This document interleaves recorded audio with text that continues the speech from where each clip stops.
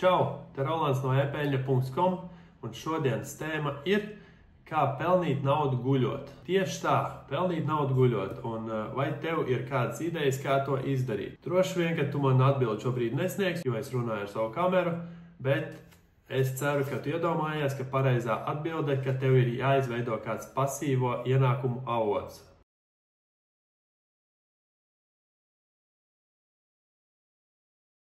Ko tad nozīmē pasīvie ienākumi? Pasīvie ienākumi ir tad, kad tev īsti nekas nav jādara, lai saņemtu šos ienākumus. Aktīvie ienākumi būs tad, kad tu ej uz darbu un tu zini, ka tu saņemsi 8 eiro stundā. Tad pasīvie ienākumi ir tie, kad tev uz darbu nav jāiet, tu esi vai nu ieguldījis savu naudu, vai izveidojis kādu pasīvo ienākumu avotu, piemēram, mājaslapu, kurā būs izvietojis affiliate marketinga saites, un kā jau mājaslapas ir pieejamas 24 stundu dienā, 7 dienas nedēļā, tad jebkurā brīdī, kad kāds cilvēks ienāks šajā mājaslapā, uzspiedīs uz linka, iegādāsies kaut ko partneru lapā, tu par to saņemsi naudu. Un nav svarīgi, tas būs 1 pa dienu, 1 naktī vai 6 no rīta, tātad iespējams, ka tu, kamēr tu gulēsi, tu nopelnīsi papildus naudu.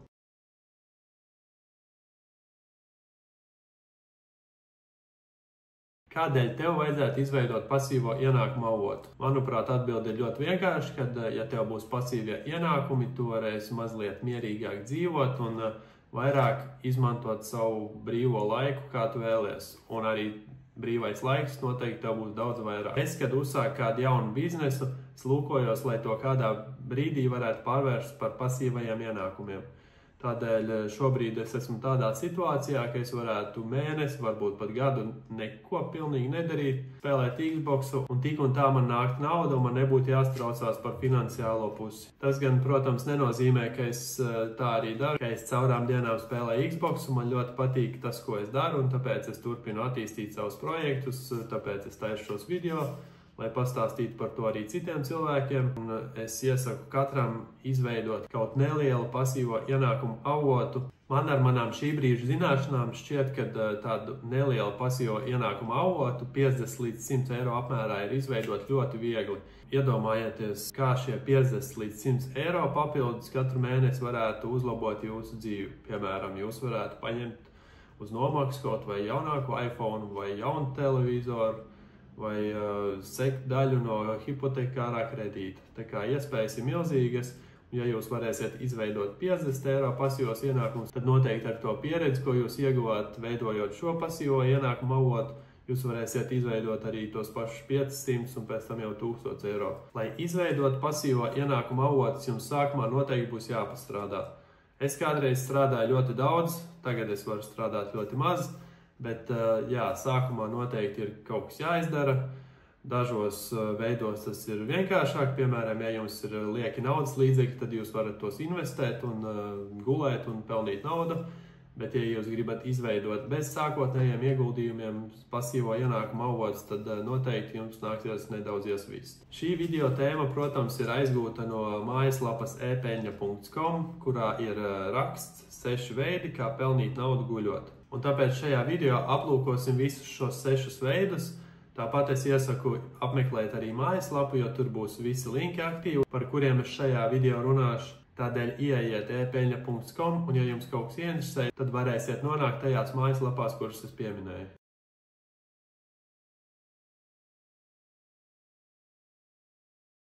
Sāksim ar pirmo veidu, kā pelnīt naudu guļot.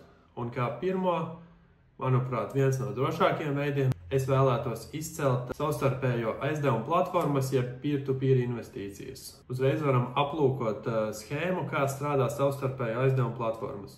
Šo schēmu ir sagatavojis savstarpējo aizdevumu platforma Mintos, un, manuprāt, tā ļoti labi izskaidro visu, kas notiek šajās platformās. Investori, kas esam mēs, kuriem ir lieki naudas līdzekļi un kuri vēlas nopelnīt vairāk, tad mēs iedodam naudu Mintos platformai, un tālāk Mintos platforma šo naudu izsniedz aizņēmējiem.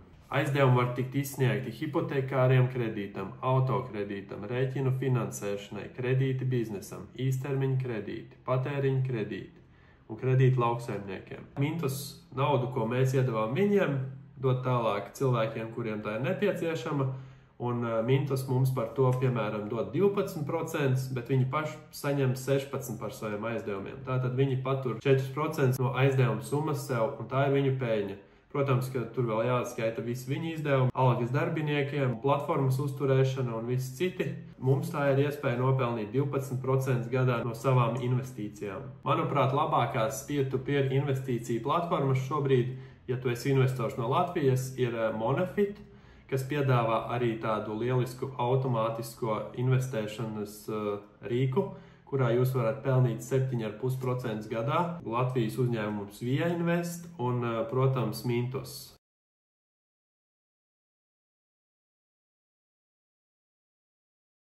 Manuprāt, otrs labākais veids, kā pelnīt naudu guļot, ir radīt stoku saturu. Stoku saturs ir, piemēram, foto, audio, video materiāli, ko jūs radāt, un pēc tam augšu pielādējat dažādās bankās, kas ir foto, audio, video bankas, kuras pēc tam tos piedāvā iegādāties jebkuram interesantam, un jūs par to saņemat komisijas maksu. Šīs fotobankas, piemēram, Shutterstock, Adobe Stock, Getty Images, tās nav domāts tikai profesionāļiem. Jūs tur varat reģistrēties un augšu pielādēt arī savus attēlus un noteikti kāds no tiem kādam visā plašajā pasaulē interesēs. Un jūs varēsiet saņemt naudu par fotoattēliem, piemēram, ko jūs brīvdienās uzfotografējāt. Man pašam nav pieredzes ar šo peļņas veidu, bet es iedomājos, ja es, piemēram, kopš 18 gadiem būtu publicējis visas savas labākās bildes, kas man ir sanākušas, tad noteikti es būtu izveidojis kaut nelielu pasīvo ienākumu avotu. Es esmu iegājis Shutterstock mājaslapā, un ja mēs aplūkojam, piemēram, šo animēto monētu ar dolāru zīmi, tad mēs varam pastīties, ka šādu bildīti mēs varam iegādāties vai nu pat 2,90, ja mēs abonējam Shutterstock uz mēnesi, vai pat 14,50, ja mums vajag tikai 2 bildes. Tā kā Shutterstock prasa īstenībā milzīgu naudu. Man šķiet, ka izveidot šādu animētu dolāru monētu nav tik grūti, un ka ik viens var likt savu iztēli lietā un veidot kaut kādas attēlus, ko augšu pielādēt pēc tam Shutterstock. Noteikti es ieteiktu papētīt Shutterstock kaut kādu topu, kas šobrīd ir pieprasīts, lai saprastu, par kādu saturu veidot šos materiālus.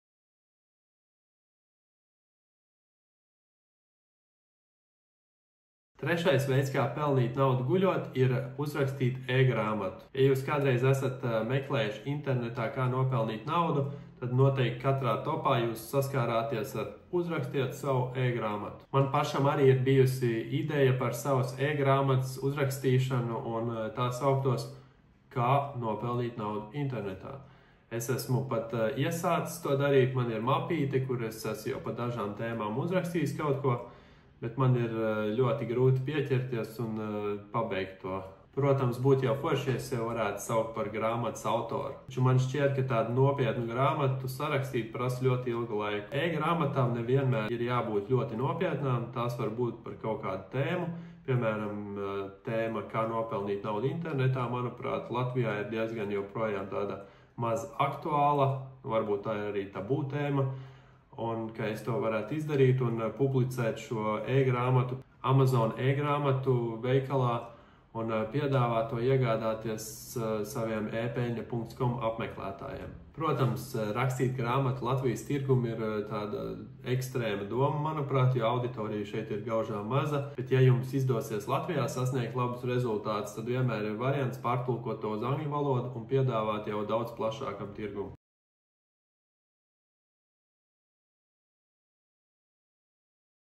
Nākošais veids, kā pelnīt naudu guļot, ir vēl banālāks, un šī ideja ir ienākusi prātā katram – uztaisīt savu aplikāciju. Mēs paši ļoti labi zinām, cik daudz laika mēs pavadām mobilajos telefonos, tāpēc noteikti šī ideja nav slikta, bet grūtākā daļa noteikti būs izdomāt, kādu aplikāciju taisīt, kas to lietos, kas to uztaisīs. Labākais mēģinājums varētu būt, ja jūs paņemtu kādu jau esošu populāro aplikāciju un pievienotu tai kaut kādu unikālu īpašību vai funkciju, kas to padarītu daudz labāk par oriģinālo. Ja jums izdosies veiksmīgi uztaisīt aplikāciju, tad jūs to varēsiet pievienot Google Play un Apple Store, un jūs to varēsiet monetizēt ar 3 populārākiem veidiem. Pirmais, bet jaunām aplikācijām vissliktākais ir pārdot to par maksu.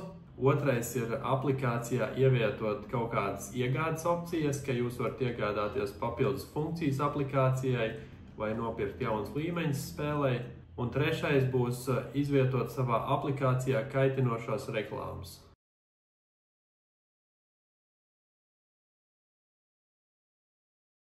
Nākošā iespēja pelnīt naudu guļot ir partnermarketings jeb affiliate marketings. Šis, protams, ir mans iecienītākais veids, kā pelnīt naudu guļot, jo es to jau daru. Partnermarketingā jūs reklamējat kāda cita uzņēmuma internetā sniegtos pakalpojumus vai pārdotos produktus. Lai saprastu, kā tas strādā, es iepriekš jums rādīju peer-to-peer investīciju platformas, un es esmu šo platformu partneris. Partnermarketinga tīklā targetcircle.com esmu saņēmis viņu unikālās saites, un es tās esmu ievietojis e-peļņa.com mājaslapā. Tātad, ja jūs uzņēmumu uzspiedīsiet, veiksiet naudas iemaksu kādā no šīm platformām, tad es par to saņemšu komisiju. Varam arī aplūkot precīzi, cik daudz es saņemšu. Tātad dodamies iekšā Target Circle mājaslapā, precīzāk affiliate dashboardā, kur man jau kaut kāda nauda šeit ir nopelnīta, bet palūkosim tieši uz šiem piedāvājumiem. Sāksim ar Via Invest. Tātad, kur ir Via Invest. Un ja mēs paskatāmies, tad par katru reģistrāciju Via Invest es saņemtu 5 eiro. Un ja jūs veiktu depozītu Via Invest, tad es saņemtu 1% no jūsu depozīta apjoma. Ja jūs veiktu 1000 eiro iemaksu, es saņemtu 10 eiro par to. Tālāk skatīsimies, ko piedāvā Mintos. Mintos principā piedāvā tieši to pašu 5 eiro par reģistrāciju un 1% no jūsu depozīta apmēra. Kā pēdējo aplūkosim Monefit.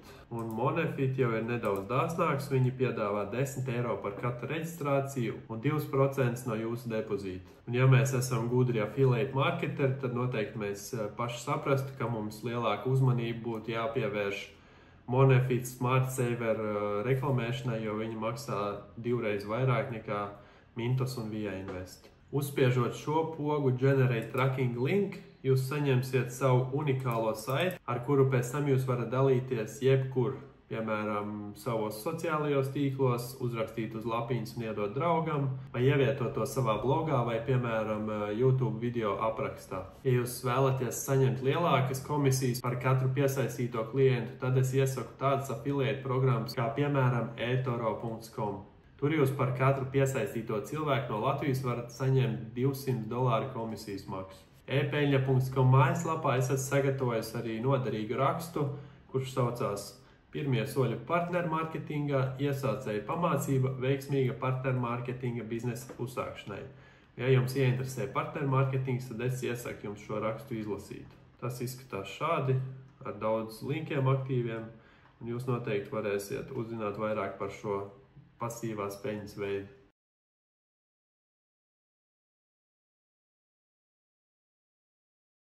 Esam nonākuši līdz 6.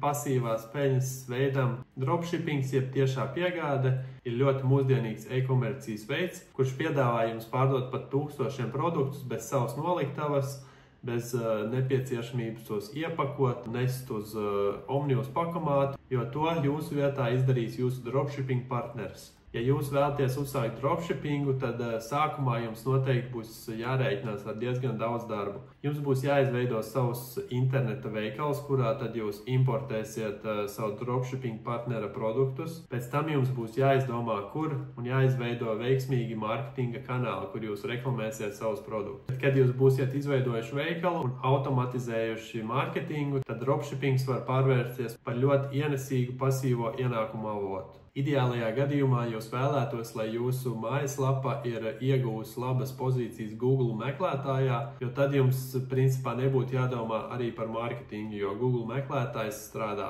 24 stundas diennaktī, un cilvēki no visas pasaules varētu apmeklēt jūsu mājaslapu un iegādāties produktus, kamēr jūs guļat.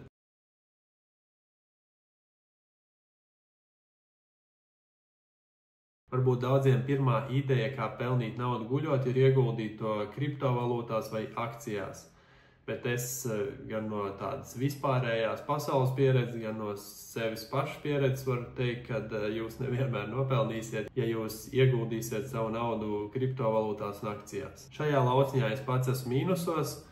Man ir bijuši ļoti daudz iespējas iziet ar plusiem, bet ir ļoti grūti to izdarīt, ja jūs neesat pieredzējis traderis, tādēļ, ka jūs vienmēr domājat, ka ies tak vēl uz augšu, bet bieži vien un pārsvarā neiet uz augšu, bet pēc brītiņa jau gāžas lejā, un tad vairs izņemt šos aktīvus jums negribās, un jūs gaidat atkal 2 gadus, kamēr tie atkal uzkāps augšā, un tad beigās sanāk gaidīt ļoti ilgu laiku līdz kaut kādai reālai atdevēji. Tāpēc mani labākie ieteikumi, ja jums ir brīvie naudas līdzekļi, tad es ieteiktu investēt savstarpējo aizdevumu platformās, bet ja jums ir brīvais laiks, tad es ieteiktu uzsākt savu affiliate marketinga vai dropshipping biznesu. Paldies, ka skatījāties un tiekamies nākošajos video.